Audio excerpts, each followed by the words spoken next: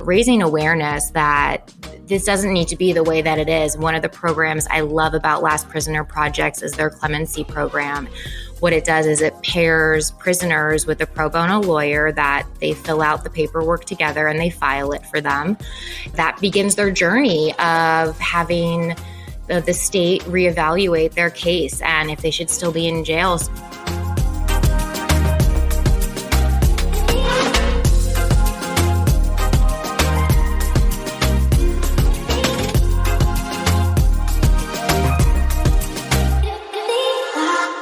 All right, everyone, welcome back to another episode of the Cannabis Corona Report, where we speak to cannabis companies that are succeeding or helping others succeed during the global pandemic. And today we are joined by Allie Marconi, the Director of Marketing for Copperstate Farms. Allie, welcome to the show. Hi, Dan. Thank you so much for having me.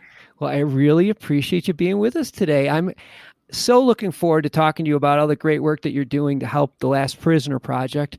But before we do, let's talk a little bit about Copperstate Farms, which is one of the largest, if not the largest, vertically integrated cannabis companies in the United States. Give us a brief overview. Yeah, well, in a nutshell, right now we're the largest outdoor Dutch-style greenhouse. We're coming in at about 53 acres under glass.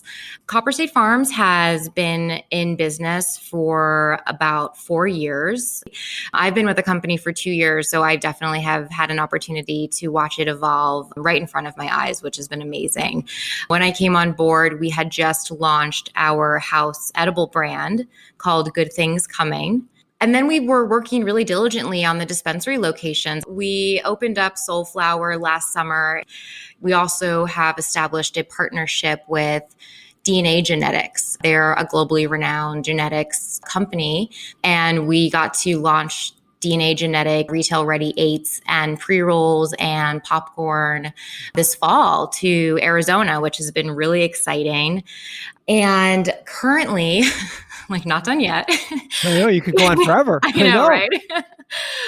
Also, we've been developing a new concentrate brand. I've been working on and developing this brand since April. It will be called Array. My favorite component about it is it's going to be very focused on terpene education, terpene profiles, how they interact with cannabinoids. Hopefully as we get closer to legalization, more and more research is be put towards terpene and, how our endocannabinoid systems work. Well, you mentioned when we passed legalization, and I'm keeping my fingers crossed for you in Arizona. We thought it was going to happen in the past. It didn't. It's going to happen this year for sure. And then things are off to the races. So that'll be good. Yes, but it's nerve-wracking. You never know how the campaigning will turn out until election day. Hopefully we'll know on election day. I want to just shift gears right now and talk about this exciting project. Tell us about the Last Prisoner Project. Absolutely. So really seeing what's going on in the industry and who's been affected and how their lives have been derailed by cannabis charges. For us, we don't sleep well at night knowing that is going on, and we're running our business off of something that someone is sitting in jail because of. So for us to put our effort and energy behind this organization, behind this cause, raising awareness that this doesn't need to be the way that it is. One of the programs I love about Last Prisoner Projects is their clemency program. What it does is it pairs prisoners with a pro bono lawyer that they fill out the paperwork together and they file it for them. That begins their journey of having the state reevaluate their case and if they should still be in jail. That's just one of the ways in which they are actively helping. They do a phenomenal job of taking care of the prisoners while they're still behind bars, like putting money in their ancillary account. Yeah. Commissary? Yeah, putting money in there for them. It's so expensive to have someone in prison and make sure that they have a bit more above the bare minimum that they're given, works really closely with a scholarship program for their children whose parents have been affected by this. And I love the fact that the organization has a program in place that not only is really trying to get these people out of jail, but also while they're there, being realistic and saying, okay, well, we need to take care of you while we're there. We need to take care of your family while you're not with them. Then when you do get to a place of being released, let's take care of you as you implement back into society. Attention Cannabis Podcast listeners. You can now listen to your favorite cannabis podcast ad-free with the MJBulls mobile app. Just download the free MJBulls mobile app to your smartphone to start enjoying cannabis podcasts with no commercials. Go to Apple Apps or Google Play to get the MJBulls Cannabis Podcast app today.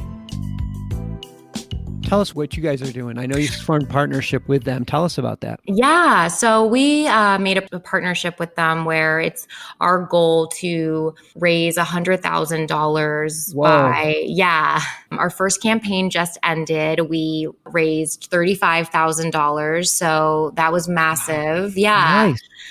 And that was $1 per cartridge? Yeah, $1 per Copperstate cartridge went back to Last Prisoner Project. It's such an important cause to talk about and know about. And I love those campaigns where you're not asking the patient to do anything other than what they already came here to do, which is if they were going to buy a cartridge, they bought a cartridge, but they also helped raise money for an organization at the same time. Yeah, because you're not charging more for the cartridge. You're just taking a $1 off of so that the patient knows that they've helped without spending any extra money out of their pockets. I think it's so great on so many levels, but you're bringing awareness to something that people need to understand is that there are a lot of people right now that are in jail for crimes that right now would be making them a lot of money legally, but before it was illegal, now they're still in jail and it isn't fair. And that's what's so great about what you're doing. Give you a lot of credit.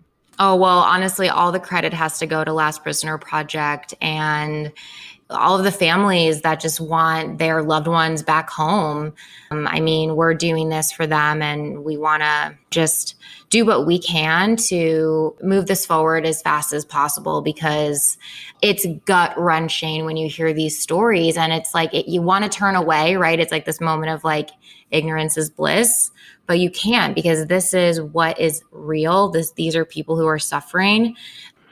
Well, like I said, that's just great. And we'll have the links to Copperstate if you want to learn more about Copperstate. And we'll also have the link to Last Prisoner Project in the show notes. So if you want to learn more or if you want to make a contribution to Last Prisoner Project, please click the link.